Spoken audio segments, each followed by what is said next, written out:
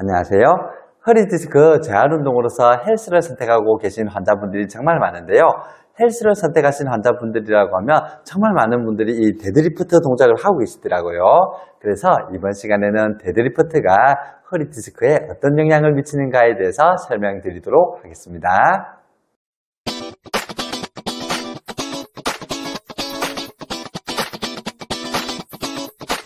얼마 전에 제게 이런 일이 있었어요. 제 지인인데요.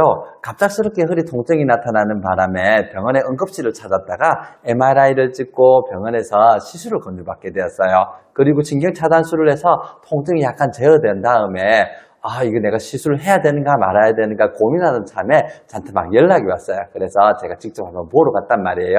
근데 제가 직접 보니까 다행히도 이분은 시술을 하지 않아도 되는 정도였어요. 그래서 이 정도면은 신경차단술을 지금처럼만 잘 받기만 하면 통증이 가라앉을 테니까 시술을 굳이 하지 않아도 될 거예요 라고 말씀을 드렸거든요. 그리고 2주 후에 다행히 이분이 통증이 거의 없어졌어요.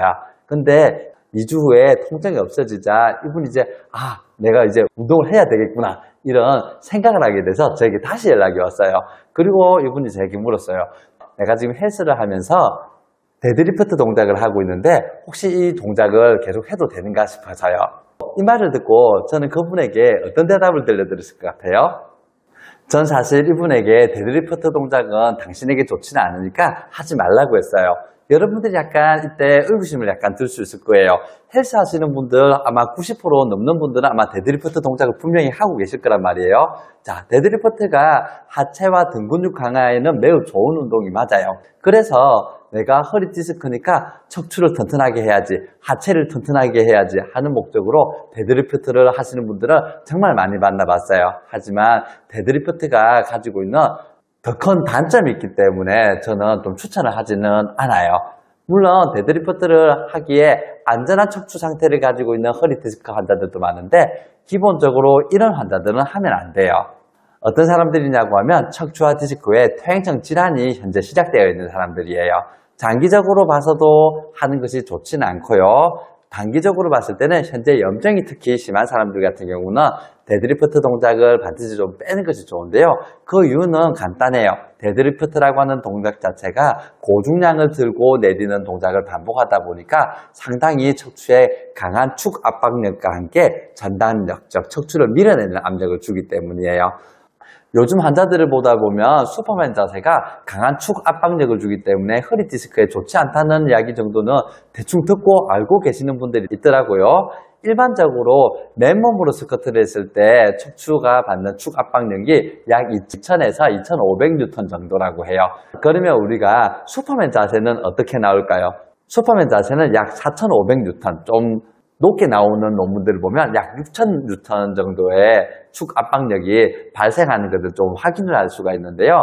그러면 이 데드리프트는 축 압박력이 도대체 얼마나 될까요? 슈퍼맨 자세는 나쁘다는 거 아는 분들이 좀 늘었다고 했잖아요. 자, 데드리프트 동작은 아쉽지만 이를 훨씬 능가해요. 70에서 75% 정도를 든 채 수행을 하잖아요. 그때 받는 척추가 받는 축 압박력이 약 7,500에서 8,000N 정도 나온다라고 밝혀져 있어요. 엄청난 양이죠. 그렇기 때문에 퇴행성 질환이 있는 분들에게는 절대 권장하기는 어려운 운동이 돼요. 근데 이런 이야기를 하다 보면 나는 전기 때문에 척추나 디스크에 퇴행이 없어 라고 판단하시는 분들이 꼭 계시더라고요. 하지만 척추나 디스크의 퇴행 여부는 나이하고는 사실 관계가 없어요. 그분이 어떻게 평상시에 생활을 해서 척추하고 디스크가 망가졌는지가 오히려 더 중요한 거죠. 젊더라도 퇴행이 심하게 진행되어 있는 분들이 있어요. 그렇기 때문에 가능하면 여러분들 MRI 사진을 한번 살펴볼 필요가 있어요. 지금 제가 MRI 사진 2개를 비교를 하기 위해서 올려놨는데요. 여러분들이 MRI에서 저 뼈 모양 있죠? 디스크가 아닌 저 뼈 모양을 한번 색깔을 보세요. 뭔가 다른 뼈하고 다르게 좀 뼈 색깔이 좀 거뭇거뭇 희끄머리한 것이 죄송합니다. 제가 사투리를 썼네요. 자, 희끄무레한 것이 조금 다르다는 게 보이시죠? 자, 저런 식으로 뼈 색깔의 모양이 다르다는 것은 척추의 퇴행이 진행이 되어서 골수까지 침범이 됐다는 것들도 돼요. 이런 상태인 분들은 가능하면 데드리프트 운동을 피해 주시는 것이 좋아요. 그리고 지금 띄워놓은 사진은 데드리프트 운동을 하고 난 후에 MRI 사진을 ADC 값을 비교하기 위해서 약간 조금 다른 모양으로 바꾼 모양인데요. 자, 이 모양을 보면 요추 5번, 6번 디스크 쪽에 빨간색 모양이 조금 바뀌어져 있는 것이 보일 거예요. 데드리프트 운동 자체는 요추 5번, 6번 디스크의 경우 디스크 안에 있는 수액 성분을 많이 빼내가는 특징들이 있기 때문에 5번, 6번 디스크가 있다라고 하면 특히나 더 조심을 하는 것이 좋아요. 물론 제가 이렇게 데드리프트 운동이 조심해야 되는 동작이라고 설명을 한다 하더라도 데드리프트 특유의 그 쾌감이 있어요, 사실. 그래서 데드리프트 운동을 아마 안 하기는 힘드실 거예요. 하는 분들이라고 하면요. 만일 그렇다라고 하면 이 데드리프트 운동이 위험하다는 것은 결국 고중량을 하기 때문이거든요.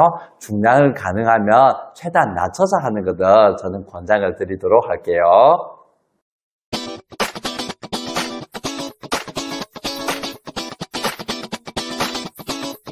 이번 시간에는 허리 디스크 환자들에게 데드리프트 운동이 어떤 영향을 미치는가에 대해서 설명을 드렸고요.